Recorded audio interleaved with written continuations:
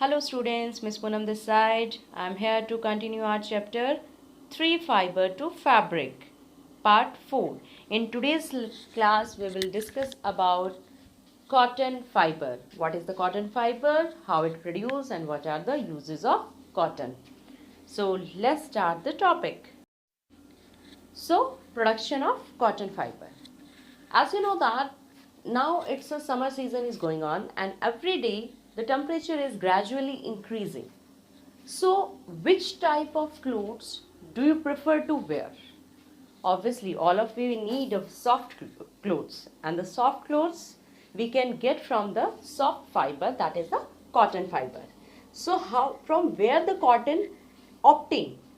Cotton obtained from the seed pods of the cotton plant. What is the seed pod? It is the fruit part of the cotton plant. So cotton plant growing the best in the black soil. It need a black soil with a warm climate. And cotton seeds are planted in the spring season.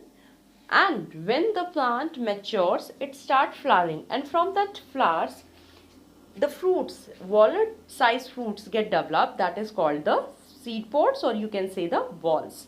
And seeds are inside the cotton balls. Each ball mature and give the cotton fiber. As you can see the picture over here, this is the fruit part of the cotton plant.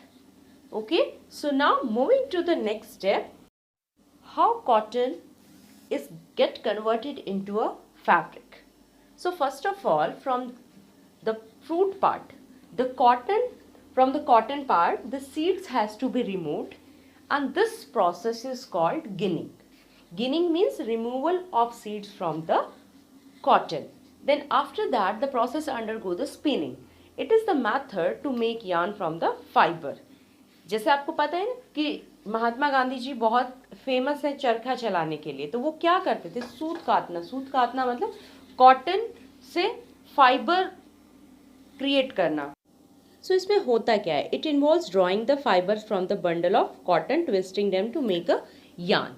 आपको first video में ही बताया था कि पहले क्या होता है कि फाइबर बनता है, फाइबर से यार्न बनता है और यार्न से बनता है फैब्रिक. तो यहाँ पे क्या होता है कि इन सारे थ्रेड्स को, फाइबर्स को बंडल्स में कन्वर्ट कर लिया जाता है, जिसको हम क्या कहते हैं? यार्न. अब स्पिनिंग प्रोसेस की एडवांटेज क्या है? स्पिनिंग प्रोसेस की एडवांटेज है कि fibres are held together by spinning process, it makes the yarn stronger. इससे जो धागा होता है वो स्ट्रॉन्ग बनता है, मजबूत बनता है और जो कि ड्यूरेबल होता है. So now moving to the next step, that is called weaving. जब यार्न को बनाते हैं फाइबर से, that is called the weaving. अब वीविंग में क्या होता है? नायलॉन और कॉटन फाइबर्स जो हैं, अगर आपने देखा होगा चेयर्स की जो सीट होती हैं वो मोस्टली नायलॉन या फिर कॉटन की बनी हुई होती हैं.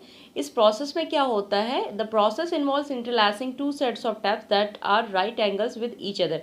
मतलब कि दो रॉड टाइप स्ट्रक्चर होते हैं और वो दोनों एक दूसरे को इंटरसेक्ट करते हैं. ठीक है, एक दूसरे के आमने सामने होते हैं. और यहाँ इसमें क्या होता है कि फाइबर्स को वीव किया जाता है, कि मतलब उसको बुना जाता है. और इस प्रोसेस को हम क्या कहते हैं? वीनिंग. ये हैंड ऑपरेटेड भी हो सकता है. अगर जो रूरल एरिया की बात करें तो ये हैंड ऑपरेटेड होता है. अदरवाइज इंडस्ट्रीज़ में पावर ऑपरेटेड रहता है, मतलब कि इलेक्ट्रिसिटी से चलने वाली मशीन से ये काम किया जा सकता है.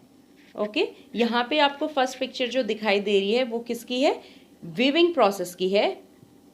और नीचे जो पिक्चर दी गई है वो यार्न की है, मतलब कि बंडल्स क्रिएट कर लिए जाते हैं, फाइबर को यार्न में कन्वर्ट कर लिया जाता है. इसके बाद और ये जो काम किया जाता है वो हैंड ऑपरेटेड भी हो सकता है और पावर ऑपरेटेड भी हो सकता है. So moving to the next step, that is knitting. Knitting is name given to the interlooping of one or more sets of yarn. जब एक से ज़्यादा यार्न को एक दूसरे के साथ बुना जाता है तो उसको क्या कहते हैं? निटिंग कहते हैं.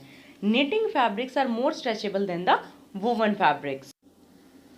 नीटेड फैब्रिक्स जो होते हैं मोर स्ट्रेचेबल होते हैं compare to the woven fabric के. अगर आप यहाँ पे कंपेयर करें, अगर एक हैंडमेड स्वेटर है और एक आपका मार्केट से परचेज वन है, तो उसमें अगर आप दोनों को स्ट्रेच करने की कोशिश करें तो जो मार्केट वाला है वो ज़्यादा स्ट्रेचेबल होता है compare to the homemade. So what are the uses of that cotton? Cotton के जो टी शर्ट्स है, स्पोर्ट्स पैंट्स हैं, सॉक्स है, and the suit materials also can be made from the cotton. And as you know that कि cotton बहुत ही soft होता है और विंटर के लिए ये बहुत ही ज़्यादा कंफर्टेबल फैब्रिक होता है। विंटर में मोस्टली कॉटन को ही प्रेफर किया जाता है because it can absorb the sweat also. Okay, knitting जो प्रोसेस है वो हैंडमेड भी हो सकता है और मशीन से भी किया जा सकता है। So with this we have done our chapter 3 fibre to fabric. I hope you understood the chapter. So we will meet in the next class with a new chapter. So till then, stay home, stay safe. Thank you so much. Thank you.